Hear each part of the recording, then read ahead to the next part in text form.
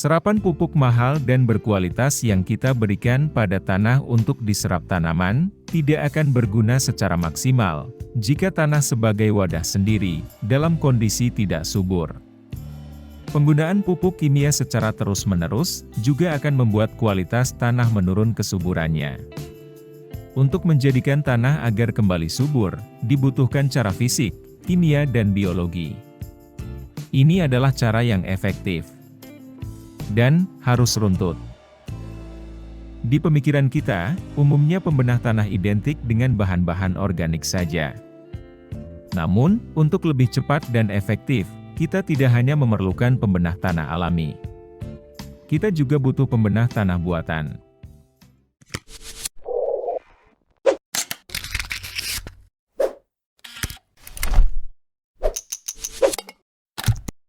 Perbaikan struktur tanah secara fisik ini bertujuan agar tanah bisa mengikat air dan memiliki KTK yang baik, atau dalam artian kondisinya gembur. Secara fisik, kondisi kesuburan tanah bisa diperbaiki dengan bahan-bahan organik. Apabila tanah terlalu liat dan mengikat banyak air, ini bisa diperbaiki dengan bahan-bahan organik. Bisa dengan sekam, yang mengandung silika jika dibakar. Unsur silika ini nantinya juga bisa membantu dalam meningkatkan pH tanah, dan bisa membuat tanaman lebih kokoh, juga tahan serangan penyakit. Secara fisik, selain dengan sekam, struktur tanah juga bisa diperbaiki dengan jerami dan blotong. Ini bisa juragan campurkan pada saat olah tanah, secara merata. Sialnya, bukan hanya tanah liat saja yang jelek. Tanah berpasir juga sama jeleknya.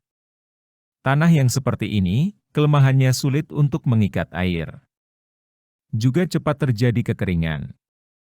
Maka dari itu, disarankan juragan mencampurkan beberapa bahan pada tanah berpasir, seperti pupuk kompos, dan juga tanah gambut, serta sabut kelapa. Dan jangan lupa, gunakan juga plastik mulsa, agar tanah tetap dalam keadaan lembab.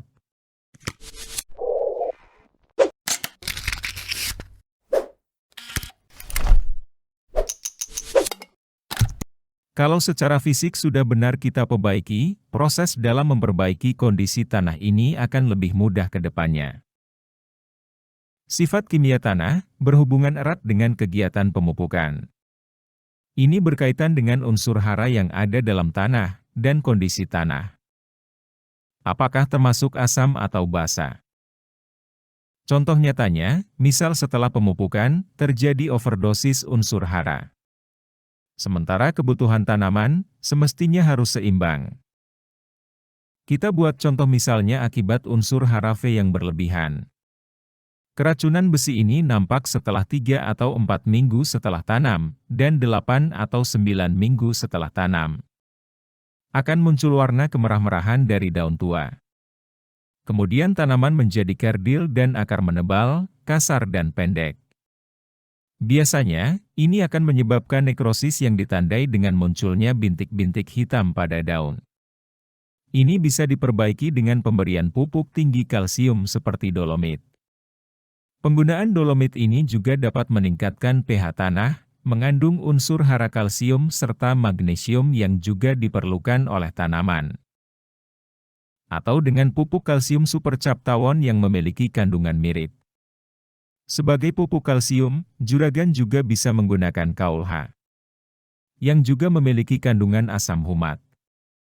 Pastinya, sangat bermanfaat untuk tanah yang kurang subur.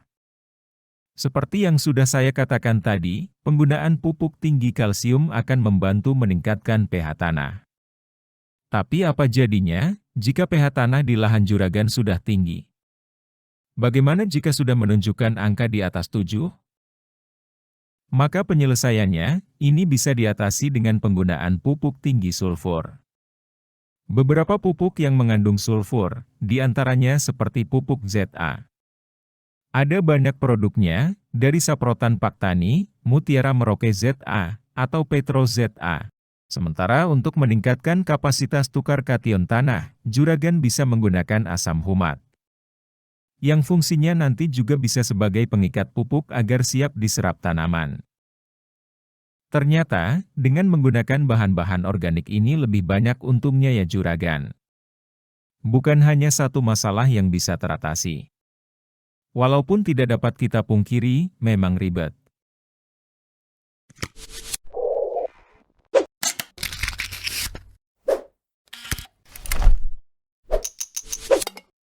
Sifat biologi tanah dapat diperbaiki dengan bahan organik tanah, flora dan fauna tanah. Organisme atau mikroorganisme tanah, penting keberadaannya dalam menjaga kesuburan tanah. Karena berperan dalam siklus energi, berperan dalam siklus hara, berperan dalam pembentukan agregat tanah, serta menentukan kesehatan tanah. Tidak lain juragan bisa menggunakan agen hayati. Misalnya seperti PGPR, yang nantinya juga akan membantu melarutkan fosfat dan menghambat perkembangan mikroba patogen tanaman. Atau dengan agen hayati trichoderma dan sejenisnya, yang bekerja memperbaiki struktur tanah di sekitar perakaran tanaman dengan cara menguraikan zat-zat organik yang ada di dalam tanah. Di dalam tanah, sebenarnya terdapat banyak zat organik, namun dalam bentuk ukuran yang tidak dapat diserap oleh tanaman. Nah, dengan aplikasi trichoderma, maka bagan organik tersebut akan diurai. Dan setelah diurai oleh trichoderma, zat-zat tersebut akan berubah menjadi ion-ion yang dapat diserap dan dimanfaatkan oleh tanaman. Namun perlu juragan ketahui, sebelum memberikan agen hayati, kondisi tanah harus mendukung dulu. Baik secara fisik. Maksudnya dalam keadaan gembur yang subur. Kiranya begitu juragan, cara memperbaiki struktur tanah dengan runtut. Mulai dari fisiknya dulu, kimia, lalu secara biologi. Bisa kita ambil kesimpulan, langkah-langkah tadi maksimal, bila dilakukan dengan 5 jenis pembenah tanah. Banyak hal yang harus dilakukan ya Gan. Memang, bertani tidak mudah. Banyak kebutuhan dan banyak tenaga. Tapi asalkan juragan menguasai ilmunya, bertani akan lebih mudah dilakukan. Semoga pembahasan tadi bermanfaat, dan subscribe untuk mendapatkan informasi bermanfaat berikutnya.